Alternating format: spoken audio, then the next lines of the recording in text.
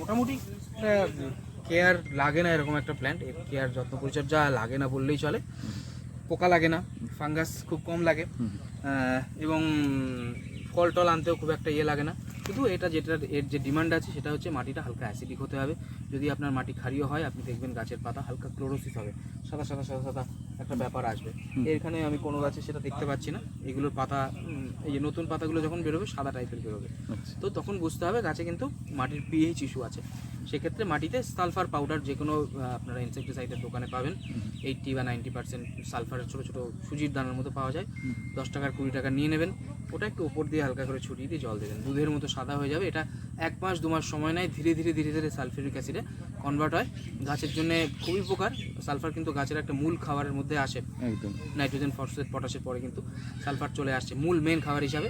তো দিতে কোনো ভয় পাবেন না, ওটা দেবেন, গাছের পাতা গ্রিন থাকবে এবং খুব তাড়াতাড়ি ফলও। সালফার দিলে জাবটিকা ভাই দেখেছি তাড়াতাড়ি ফ্লাওয়ার ইন্ডিউস হয়ে যায়।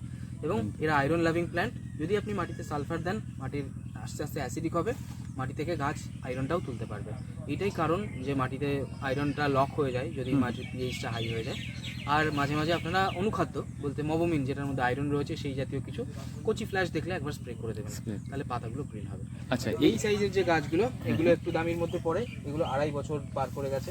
এগুলো কিন্তু এখানকার নয়, এগুলো আমাদের কেরালা থেকে আনতে হয়। দেখুন একেবারে সুন্দর লাল মাটির গাছ নয়, এগুলো হচ্ছে আমরা এনে আমাদের মাটিতে এগুলো হ্যাবিচুয়েট করাই। কেরালাতে বিশাল বড় বড় 15 কেজি 20 কেজির বড় বড় বস্তার মধ্যে গাছগুলো করে। তো সেই মাটি আমাদের এখানে এসে অ্যাডাপ্ট করতে অসুবিধা হয়।